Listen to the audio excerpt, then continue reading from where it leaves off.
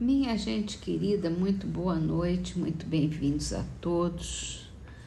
Muita paz em cada coração. Começamos nossas leituras com o livro Espiritualidade e Vida de Haroldo Dutra Dias. Você é um espírito imortal, então tenha projetos eternos. E temos a nossa evolução como projeto, nossa evolução espiritual, nossa transformação moral. É um projeto eterno. Então vamos para o Livro dos Espíritos, falando ainda sobre êxtase. Ele pergunta: que deduções pode-se tirar dos fenômenos de sonambulismo e de êxtase? Seria uma espécie de iniciação na vida futura? A bem dizer, mediante esses fenômenos, o homem entrevê a vida passada e a vida futura.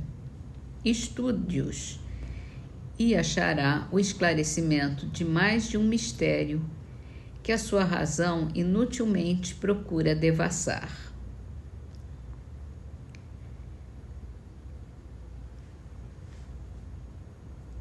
Então, ele fala aqui que tanto o sonambulismo quanto o êxtase dão essa dimensão da vida futura como a vida espiritual, né? Que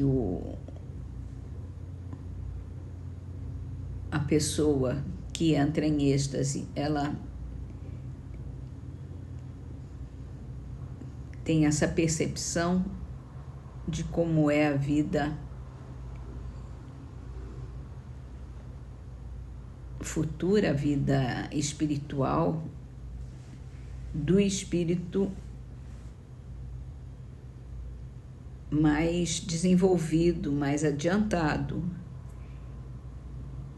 que é o estado mais depurado. Então, o êxtase, ele tem uma sensação muito boa.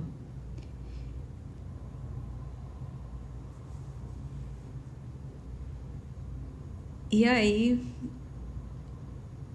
a gente tem que estudar para descobrir exatamente o que é. Mas eu acho que é uma coisa que a gente não tem muitos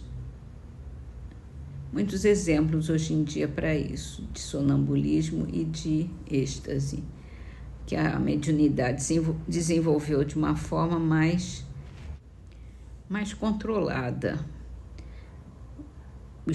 As pessoas se preparam melhor para receber os espíritos, tem um estudo para isso, consegue ter um discernimento melhor. E nós vamos então para o livro A Gênese. Aqui nós começamos a ler esse item Reencarnações, no capítulo que fala sobre a gênese espiritual, e a gente falou como a reencarnação é muito racional, é muito bem explicada. Por isso não há por que duvidar. Continuando. Ao inconveniente moral se juntaria um inconveniente material. A natureza dos elementos, as leis orgânicas, as condições de existência variam de acordo com os mundos. Sob esse aspecto, não há dois perfeitamente idênticos. Os tratados de física, de química, de anatomia, de medicina, de botânica, etc., para nada serviriam nos outros mundos. Entretanto, não fica perdido o que neles se aprende. Não só isso desenvolve a inteligência, como também as ideias que se colhem de tais obras auxiliam a aquisição de outras. Se apenas uma única vez o espírito fizesse a sua aparição, frequentemente brevíssima, num mesmo mundo, em cada imigração ele se acharia em condições inteiramente diversas. Operaria de cada vez sobre elementos novos com força e segundo leis que desconheceria, antes de ter tido tempo de elaborar os elementos conhecidos, de estudá-los, de aplicá-los. Teria de fazer de cada vez um novo aprendizado, e essas mudanças contínuas representariam um obstáculo ao progresso. O espírito, portanto, tem que permanecer no mesmo mundo até que haja adquirido a soma de conhecimentos e o grau de perfeição que esse mundo comporta.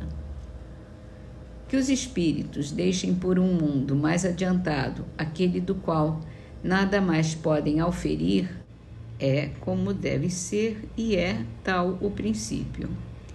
Se alguns que antecipadamente deixam um mundo em que vinham encarnando, isso é devido a causas individuais que Deus pesa em sua sabedoria. Tudo na criação tem uma finalidade, sem o que Deus não seria nem prudente nem sábio.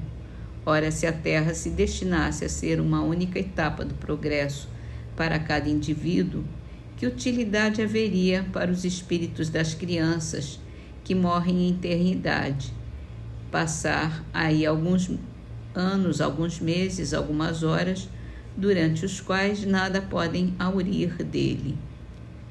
O mesmo ocorre se ponderar com referência aos idiotas e aos cretinos, aos deficientes, né? Uma teoria somente é boa sob a condição de resolver todas as questões a que diz respeito.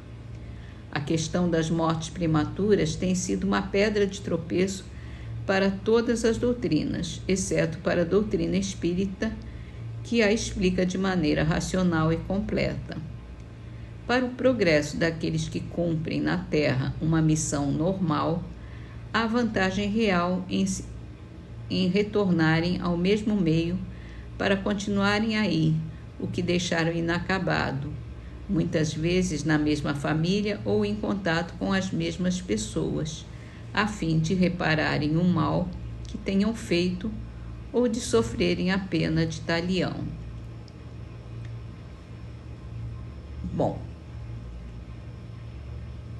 ele começa se referindo à ideia de que alguém colocou de que cada espírito encarnaria apenas uma vez em cada planeta, e aí ele encarnaria apenas uma vez na Terra, o que ele demonstra aqui ser bastante sem nexo, sem objetivo. Que a gente está aqui para aprender como são as leis naturais, como são os desenvolvimentos das coisas, das raças, das espécies, e também para a gente conviver com as mesmas pessoas e irmos aprendendo a amar, aprendendo a respeitar, aprendendo a conviver em paz, em harmonia com todos. E se mudasse, cada vez que a gente reencarna, fosse todo mundo diferente, ia ser muito mais complicado isso. E aqui no final ele fala o objetivo da reencarnação, reparar o mal que tenhamos feito e resgatarmos os nossos débitos. Essa pena de talião a gente nunca pode ver como o que fez vai acontecer com a gente, porque senão ia ficar um matou o outro, aí o outro mata o outro, fica uma coisa sem fim. Deus é sábio, justo, não vai não age dessa forma. Essa pena de talhão é relativa. A gente vai sofrer as mesmas coisas que a gente provocou nos outros, para a gente aprender o que a gente faz, que a gente fez para os outros, mas não para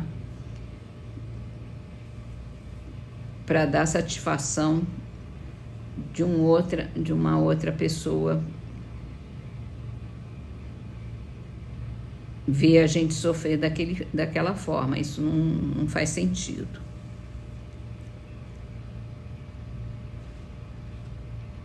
E assim é que nós vamos terminar as nossas leituras com o livro Orvalho de Luz, psicografado por Chico Xavier. A trova é de Teotônio Freire e o nome é Vaso de Trovas. Marujo domina o mar remando contra a maré. Sem sofrimento na vida, ninguém sabe se tem fé.